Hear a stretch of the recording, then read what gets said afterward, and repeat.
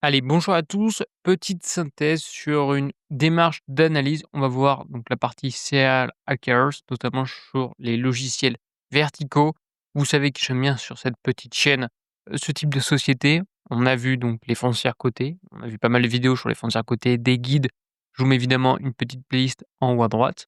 Cette vidéo, on va vraiment se concentrer sur 4 sociétés qui ont, on va dire, le même profil, je dis bien entre guillemets, on va voir avec quelques spécificités et qui, selon moi, aujourd'hui offrent, une potentielle opportunité d'achat. On va rentrer dans le détail sur chacune d'elles, pas d'inquiétude. Avant qu'on commence, n'hésitez pas également de rejoindre le groupe Patreon, c'est entièrement gratuit et c'est là aujourd'hui où je vous écrit quelques petits articles qui me semblent pertinents à vous partager. C'est gratuit, n'hésitez pas à nous rejoindre dans la description. Donc petit contexte, on va commencer par les serial hackers qu'on va présenter aujourd'hui, il y en a 4. La première évidemment, c'est Constellation Software, c'est, une société, une des plus connues, hein, aujourd'hui, sur le marché, basée évidemment au Canada. On a également Topicus, une spin-off en fait de Constellation Software qui elle, a une activité qui est seulement ce qui est assez grand, mais basée, en Europe. On va avoir également, Lumine. Lumine, c'est la petite dernière spin-off, la plus petite, qui est spécialisée sur la partie, médias, et la partie communication. Et on va avoir une autre qui est cette fois-ci basée en Europe, donc en Suède, qui s'appelle Vitech Software. Très, très jolie boîte. On l'appelle le la petite sœur de la Constellation Software. Oui et non, je viens de vous dire, hein, quand même Constellation Software, ça reste un pilier et je pense que ça restera un pilier pendant quelques années, même si Vitech Software a quand même de très beaux fondamentaux. Pour ma part, à ce jour, je suis investisseur de toutes ces sociétés, sauf Topicus. Donc évidemment, je peux avoir un avis biaisé. Il y a 3 ratios selon moi pour comparer donc la valeur de ce type de société. Souvent, on entend le price free cash flow equity, la partie donc opérationnelle et la partie PE, je suis pas très fan en toute honnêteté. C'est bien de l'avoir, ça donne une petite idée, mais c'est pas forcément l'indicateur que je regarde. J'ai surtout regardé celui-ci et celui-ci pour voir s'il y a une cohérence. Je ferai une petite vidéo, enfin, je vous ferai par la suite phase graph, on va étudier rapidement les 3 sociétés. Donc le tableau, hein, la petite synthèse. Aujourd'hui, on a une décote sur Constellation Software, sur Topicus réciproquement. Vitech, on va voir, on a quelques petits signaux contradictoires. On va pas rentrer dans le détail des formules, mais on a un price, donc operating cash flow qui est plus faible et par contre un to equity, le free cash flow equity qui est très important, hein. Donc à mon avis, c'est parce qu'on a une partie capex, une partie investissement qui est assez importante. Et puis après on a Lumine, qui est selon moi écarté. Pourquoi? Parce qu'on est vraiment très cher. Toutefois, ça reste une petite société. Évidemment, les prochaines acquisitions seront déterminantes pour sa croissance. Donc, note au niveau de la méthodologie, donc le price to operating cash flow est considéré comme la métrique la plus pertinente, hein, pour ce secteur car elle reflète la capacité réelle de génération de cash avant la partie amortissement des actifs incorporels. Donc, c'est quand même peut-être PE, tout le monde en parle évidemment. Sur ce type de société, je suis un petit peu moins fan. Bon, ma première analyse, donc évidemment, moi je suis parti du postulat suivant que bon voilà, Constellation Software, c'est juste une société qui est magnifique et qui est vraiment fantastique avec une allocation du capital, bon il y a rien à redire. Donc évidemment, j'attendais un point d'entrée pour pouvoir justement acquérir plusieurs actions. Aujourd'hui, j'ai commencé par, justement donc acheter, là récemment une action de Constellation Software. Pourquoi? Pour plusieurs raisons. Un, la valorisation qui me semble aujourd'hui attractive, on va voir. On a également un track record qui est juste impressionnant, hein. Plus de 20 ans d'allocation de capital avec des rendements exceptionnels, une robustesse, on a quand même une organisation qui est mature, éprouvée et résiliente.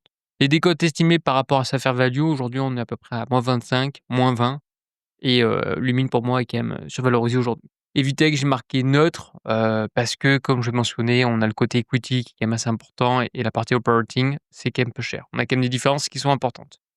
Après évidemment, c'est bien de se remettre en question. Moi, j'aime bien toujours réfléchir. Est-ce que j'ai, entre guillemets, «la bonne réflexion»? Est-ce qu'il n'y a pas quand même d'autres travail à prendre en compte? Lorsqu'on va regarder la partie donc operating cash flow, en y regardant de plus près, c'est quand même Topicus, hein, aujourd'hui qui est une des cotes qui est plus importante, hein, que Constellation Software.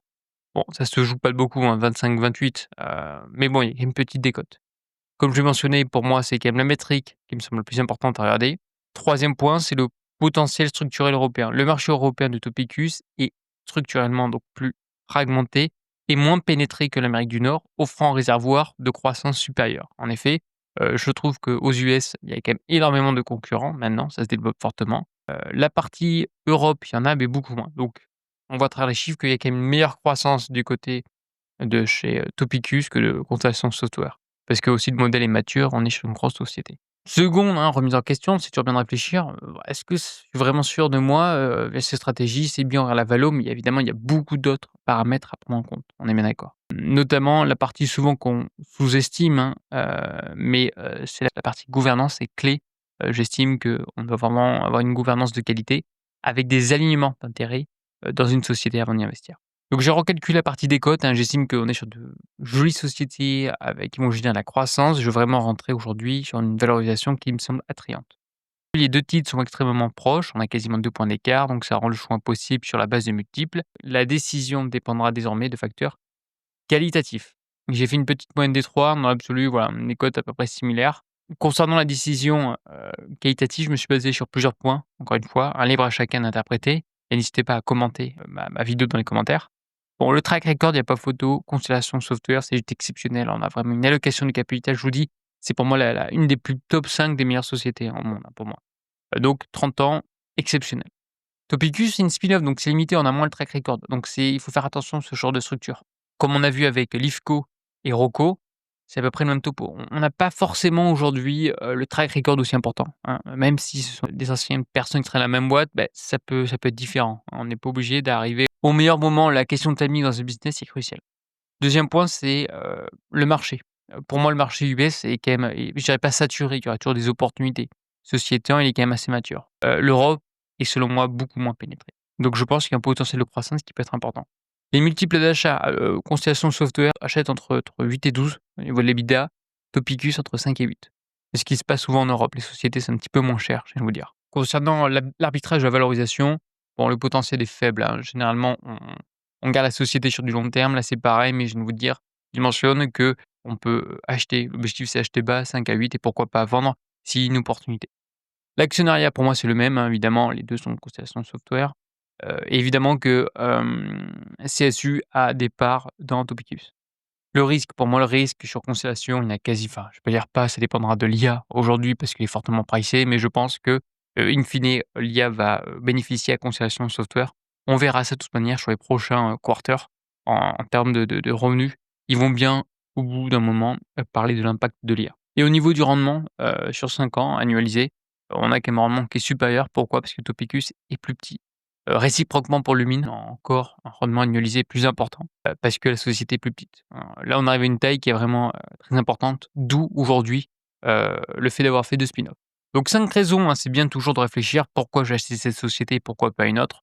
Mon premier point, c'est la décote. Aujourd'hui, j'estime que sur ce genre de société, on arrive à des niveaux qui me semblent, cohérents. Le potentiel en Europe, je pense qu'il y a quand même une carte à jouer, sur ce point-là. Bon nombre de personnes mentionnent que, forcément l'avenir ça se passe aux US. Je pense qu'il y a quand même quelques petites cartes à jouer en Europe et dans d'autres pays. Le multiple d'acquisition cible en entre 5 et 8, c'est quand même pas mal du tout, je trouve. Ça, on va créer de la valeur quasiment immédiatement. La partie taille intermédiaire permettant de maintenir des taux de croissance organiques et inorganiques élevés. Même si d'un côté le fait d'avoir du Constellation Software et qu'on est sur de la décentralisation, ça permet d'avoir un véhicule qui reste agile, in fine. Parce que c'est le holding où il y a peu de monde, mais après on a plein, plein, plein de petites sociétés, qui sont indépendantes avec, l'effet de la décentralisation.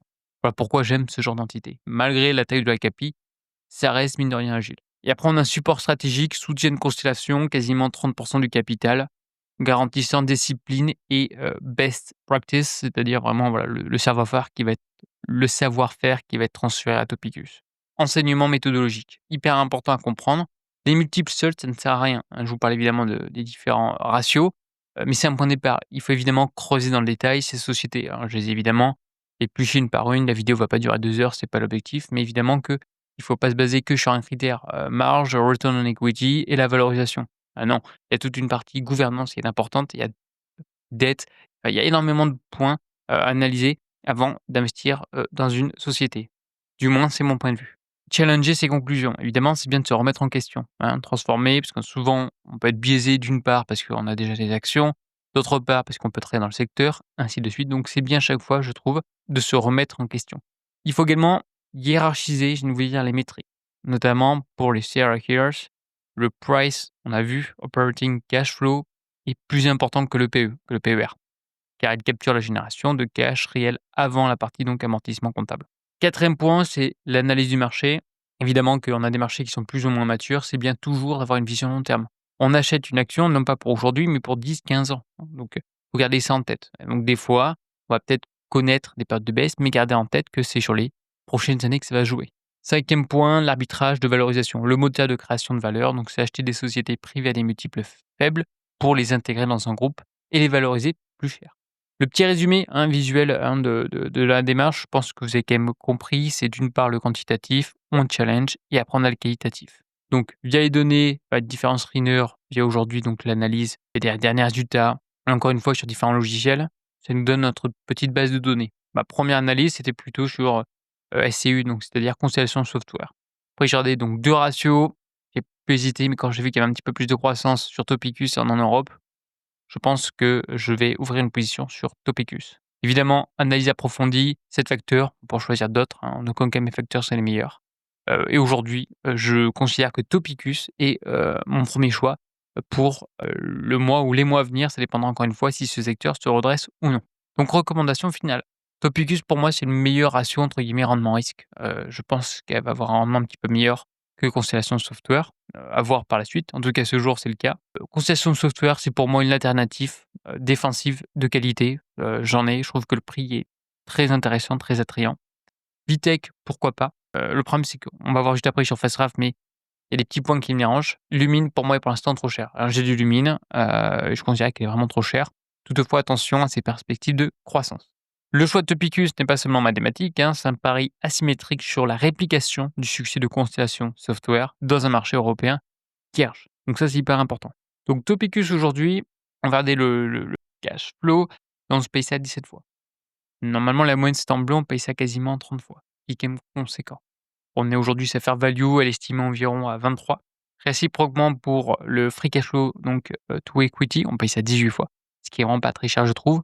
Et on a un potentiel de croissance à 2 chiffres, hein, entre 18 et 15. Depuis 2021, on a Lumine qui a pris de 2000 mais qui a un free cash flow equity de 56, pour vous donner un ordre d'idée. À côté de ça, on a un free cash flow equity, donc en orange. En orange, c'est donc Constellation Software avec un prix qui est de 111. Et à côté, on a le free cash flow to equity de Topicus qui est à 179 et on a un prix qui a monté de 106.